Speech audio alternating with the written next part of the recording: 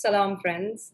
So we're back with Pouria Montazeri talking about Sufism, also known as Tasawwuf, just opening up the treasure that is the wisdom and the knowledge and the beauty, the scent of Tasawwuf. Salam, Pouria. How are you? Salam, Tanya Jan. I'm doing well and happy to be here with you again. And ask you very briefly a question on why Rumi is called Maulana. So Maulana literally means our master or our Lord. It's a respectful kind of a title you give to your spiritual teacher. That's why we call him Maulana, because that is what he was referred to when he was alive. He was never referred to as Rumi. So it was his stature and his teachings and his presence that sort of ended up giving him that title. Instead of it being a noun, it became a proper noun in his case. People just referred to him as our master. I want to talk about the importance of a teacher in Sufism and why it is stressed so much, and why traversing this ocean of divinity, getting close to the divine light, requires that you must have a teacher with you. Perhaps you could elaborate on that a little bit today. Well, first and foremost, Maulana spoke from experience. He spoke from what he experienced and what he benefited from. He was raised under his father's teachings. So right there from childhood, he saw the benefit of having a guide, having a teacher, having someone who kind of validates you, affirms you, shows you your blind spots, affirms your experiences, your dreams, or what have you, and basically not only validates your experience and gives value to it, but also is there to guide you to make sure you don't fall into typical traps, because they've been through this process already themselves. So first and foremost is from personal experience and personal gain. Then we will see that through Shams, the incredible transformation, which was beyond logic and intellect and status, that affirmed it even more. And in the tradition, in Islam and in Sufism, in that tradition that he was immersed in, that is one of the key teachings, that life is short and it's best to be guided by a true teacher that can support you on this path, because the art of discernment is not that easy. Things seem the same, but their inner meanings are different. So there is a lot of obstacles, there are a lot of hindrances, there are a lot of false prophets or false messages or false friends, which then the support of a real teacher can help us kind of achieve things in a lot shorter time that normally would take. And then there's also the concept of the perfected human, which is the Insan-e Kamil that the Masnavi talks about, that we talk about at length in Sufism. And that is the teacher, that is the guide that you're supposed to connect yourself with, supposed to hold on to, and will help you travel through this journey, through this path of difficulty and obstacles, and perhaps ease also at some times. But we need that guidance, we need that torchbearer, as it were. So could we talk a little bit about what is the perfected human? I know you just alluded to someone who's already gone through the trials and tribulations and has experienced difficulty in their lives and has transformed that difficulty into the sweetness from which we as students learn. So perhaps we could talk a little bit about what the concept of perfected human is in Sufism. Yes, it is all of that you said and more, because a lot of that is kind of anthropomorphic. But a perfected human, a true guide, is more than just that. So the perfected human, which I absolutely have no idea about personally, but I have faith in and I have studied about, which to begin with is the in the Quran or in the teachings, it is pointed to as the potential of every human being. that we can be perfected, not a human version of perfection, which is very ego-based and identity-based, and it's kind of flawed in many ways. We can see how many people suffer because they're perfectionists. That kind of a perfectionism creates suffering, but the perfectionism from the essence, the perfected human, is not only our potential, right? But it's also he or she that has died to his or her own ego and identity, and abides in and resides in and with God. So a perfected human is from my understanding, a perfect vessel. And the naked eyes will not understand that, could not identify that, because on the surface, things look the same.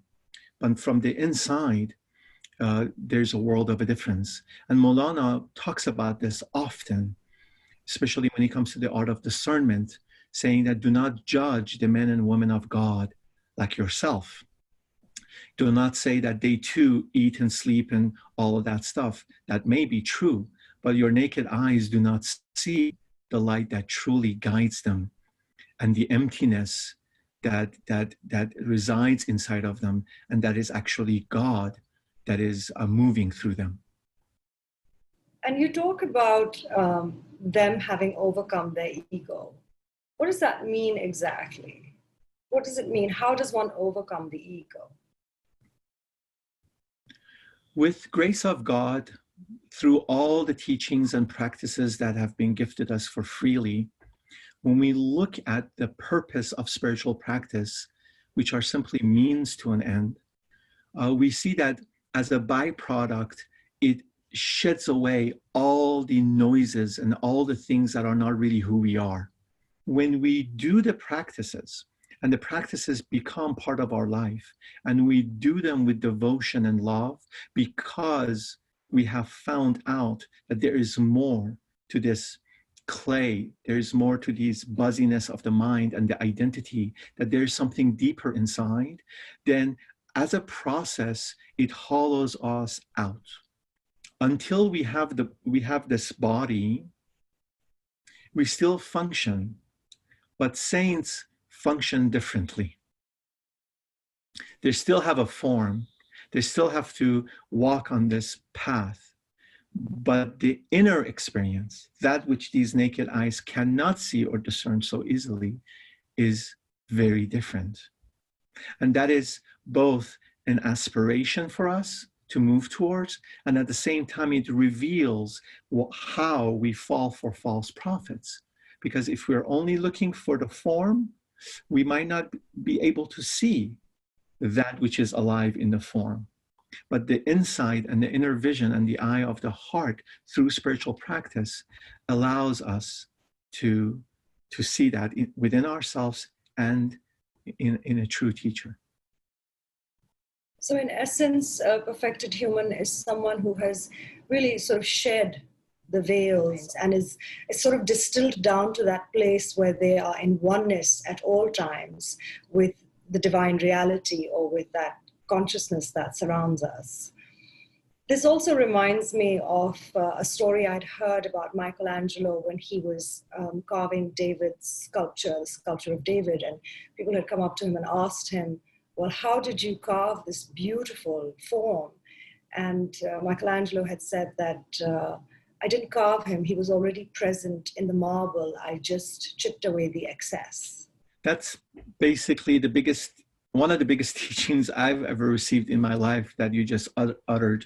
And at the age of 10, I got to see Michelangelo's work up close.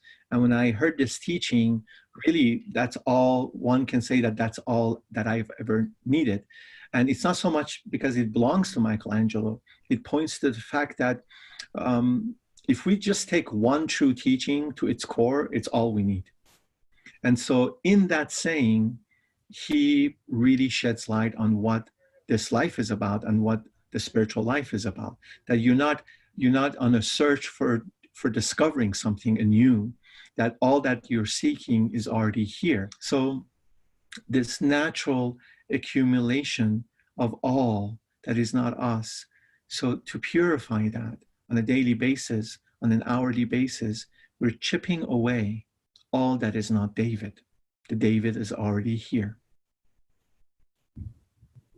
Yeah, it is a really profound teaching.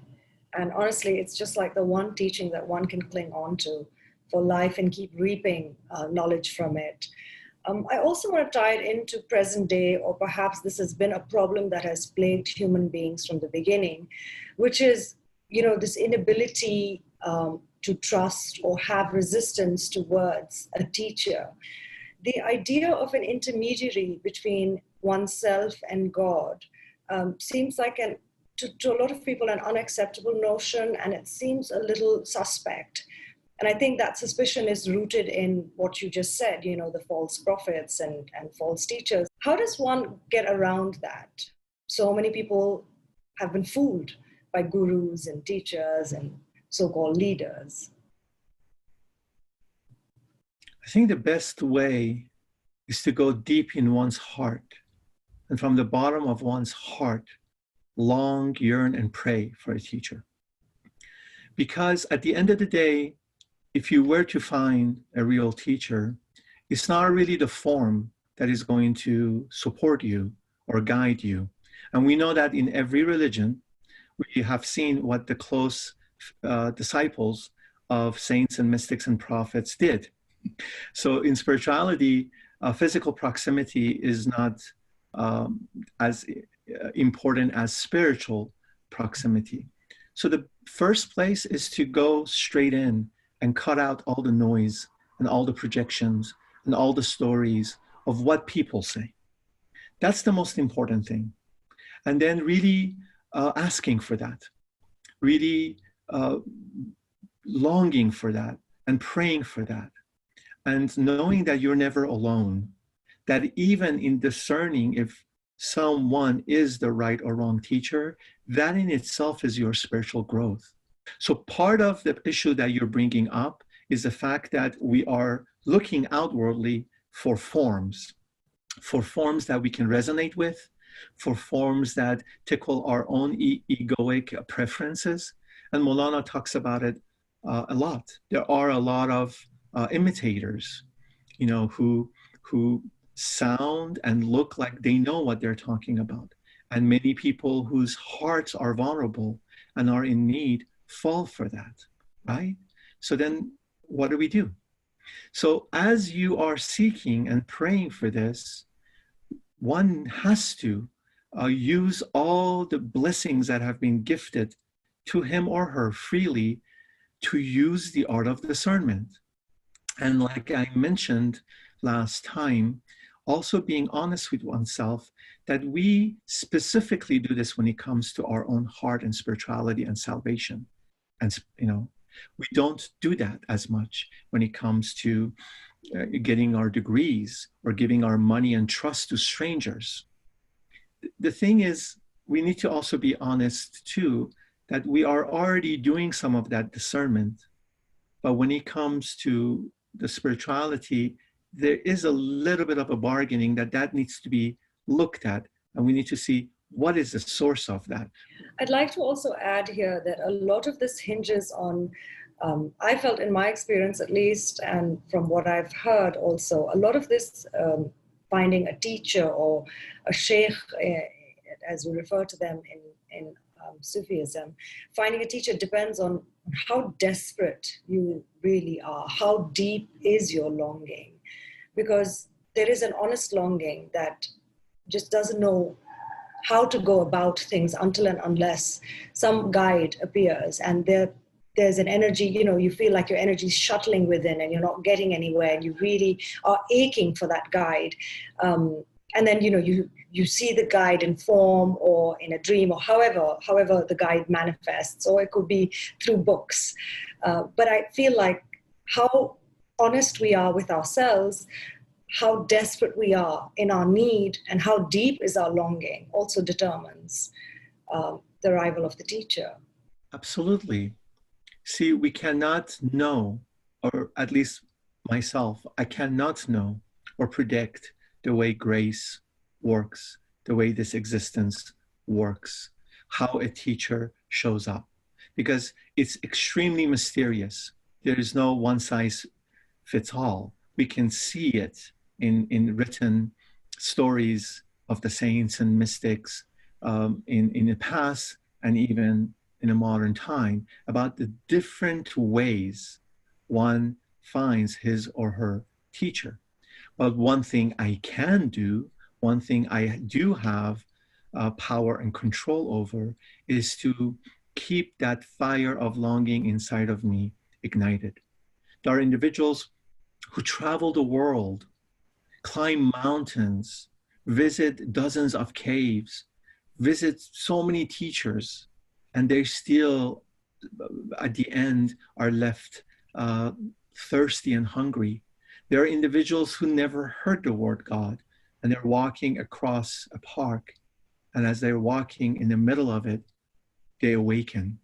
Suddenly the veil falls away, and they start to see things as they are. So we don't know. So in that unknowingness, with the purity of our intention and longing, that's all we can do.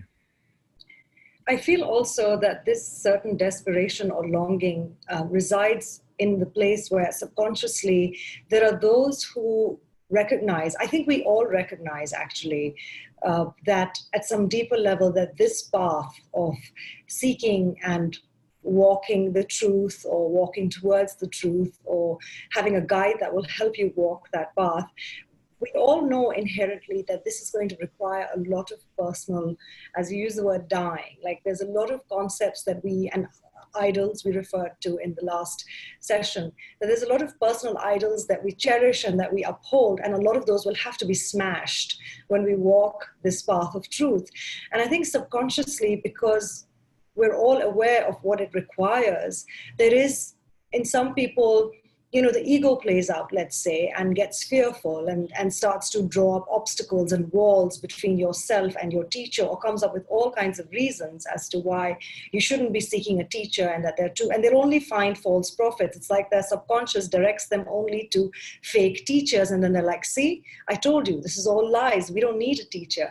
But I think what's lying at the core of it is perhaps a fear of going inward, perhaps just a fear of taking the hammer and, taking the sledgehammer and just breaking those idols within.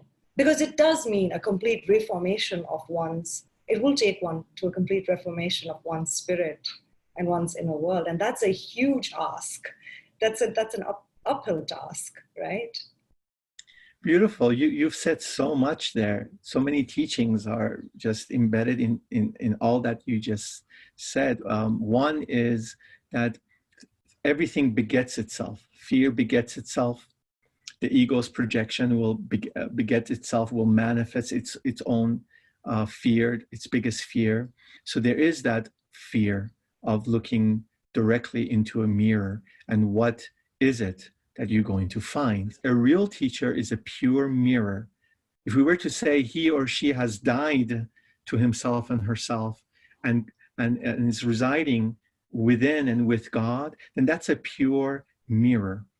And for many of us, seeing ourselves that purely for the first time is not easy, because we don't have the skills or the means or the muscles to be able to do that. So it will require faith and sticking in there and going through the ups and downs, just like we do when it comes to worldly things. When we really want something, we go through the ups and downs. That the same thing required. So even if we were to be in the presence of a real teacher, we don't see the teacher. We project upon the teacher our fears, our anger, our doubts, the stories of false prophet and everything else that is accumulated. And even when you do find one, it's the beginning of work. It's not going to be all peachy, because the Prophet Muhammad said this, which can sound very scary to the ego in the postmodern world, but yet is the best teaching ever. Someone went to the Prophet and said, I love you. The Prophet said, be careful what you say. He went back again for the second time. He said, I love you. The prophet warned him again, be careful what you say. And for the third time, he said it again. And the prophet said, be aware, because I'm going to kill you. This is the best blessing, because by what the prophet means is that I'm going to kill all that flaw, all the falsehood, and I'm going to gift you with who you are. And that is what Maulana in the Masnavi says too, that kind of killing, when the king kills or when the divine physician kills, they're not killing out of envy or anger or anything. They are killing from the will of God, because as they kill that, they are gifting you with actual life. With actual life. Yeah, it's that same idea, just stripping away of that which is unnecessary and welcoming you into your own essence. And can one also just say that a lot of the reason why people put up these ego fronts and don't go into this world of in a way it's self-correction, in a way it's rediscovering, rather I should use rediscovering oneself, one's true essence. The reason why we don't do it is because we don't want to see in the mirror. We have some constructed idea of who we are, and looking at ourselves and our flaws and our shadow side or our demons is just such an uncomfortable place to go, which is why we just have become very efficient at distracting ourselves and boarding up that whole side of ourselves. But I feel like it really needs to also be somehow infused into the teachings, and it probably already is there, but I feel like for the kind of conversations we have, it's just so important for us to always remember that it's okay. That yes, at first when you will look in the mirror, there'll be so much you will feel uncomfortable about, and there will be things that you will witness in yourself that you don't really like. There'll be flaws and infirmities that you wish you never had, or you thought you never had, and suddenly there they are. But if we can just be a little more forgiving of the human nature and the human soul, and approach it with love and say, because that fear of seeing the shadow is what turns people away and shuts them off and makes them run miles and miles away. Whereas if we approach it with the attitude that, well, yes, these are the cards I've been dealt. These are the egotistical battles that I have within me. These are the things I've picked up that don't serve me. They completely continuously deflect my inner essence from myself. And that it's okay. It's okay for me to start off at that point. It doesn't matter that we are so riddled with flaws and shadows. Yes, wherever you go, there you are. So no matter how much you want to run away from the mirror, you still are with yourself. So you are right. You're basically explaining the process, this relationship, the transformation of the relationship with the mirror. Initially, we might blame the mirror. We might not like what we see in the mirror. We might want to run away from the mirror, which one easily can see that that's not going to do much. Then we start to appreciate the mirror, that instead of looking at it and looking for flaws and looking for negativity and bring shame and guilt, we go, well, if it wasn't for the mirror, I wouldn't have this opportunity to work on this and beautify this aspect of myself, purify this aspect of myself, bring more quality to this aspect of myself, unless I don't even want that. And there are individuals who don't want that. We need to say that as well. We need to be honest. It really doesn't matter what people do. It's like you are the only individual that you need to have that conversation and honest discussion. Do you want to rise towards your higher potential and to really see what it is to be a human being and what the being part of the human being is, and how it would be to live this exact life but awakened? Then when you see that the answer is yes, then you would appreciate the mirror, and everything that you would see, you would have more love and compassion and patience for. Just like the amount of patience you might have with your little puppy or little kitten that you're training them right? You know, and how you might be patient with a little child, how you might be patient when someone is learning a new language, how might you be patient with a new employee that you're training. We tend to cultivate those levels of understanding and patience when it comes to implementing them with things and people outside of us. So all we need to do is just use the same energy that we already have and turn it around and have a little love and compassion, little forgiveness. Because once we use that compassion and forgiveness and love, that in itself is grace and God working through us. Because that's what this existence is all about, love and compassion and forgiveness. So if we were to speak to the ego, let's say, is to be patient, be okay. It's not always going to be this way. It's all right. You know, no one is perfect, and no one said anyone is perfect. The idea of that kind of perfection needs to be challenged. It's not correct. In the West and in the Western psychology, it's it's the main root of all the shame and guilt that individuals are suffering from, and the self-hatred that people suffer from. And we need to challenge a lot of our beliefs. I'm so glad you pointed that out, because yes, it is this false concept of perfection, this cosmetic perfection, whether it be your personality or your work or whatever it is that pertains to your life. But it is that false, house of cards that we create, and then we try to live up to it. And inevitably one's going to fail, and one's going to end up feeling self-hate.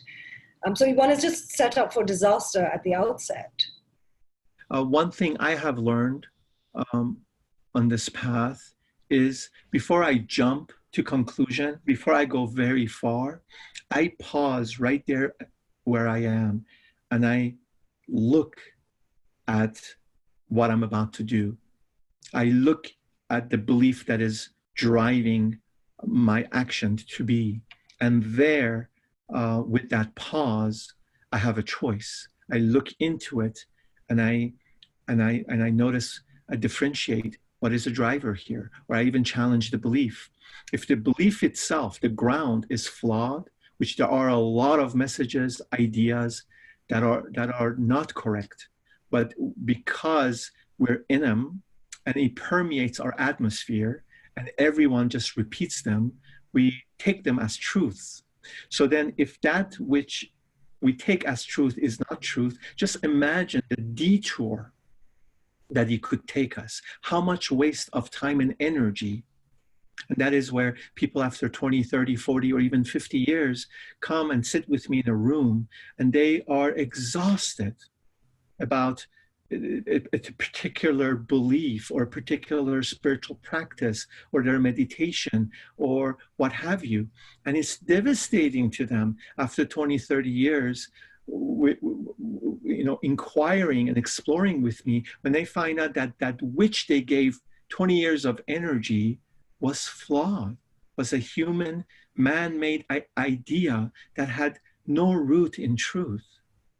So we can prevent a lot of wasted time and energy by using the art of discernment, by taking it slow, being present, pausing, and questioning. Thank you so much, Pouria Jan. I love this so much. We talked about holding on. This is why I think the Self is just so, Sufism is just such an incredible treasure.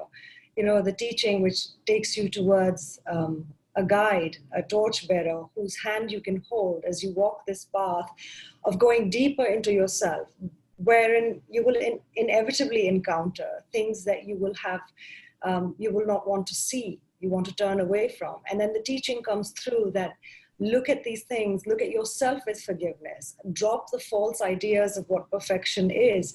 The way you are fashioned is perfect anyway, and you're just returning to that inner natural sweetness, that inner essence.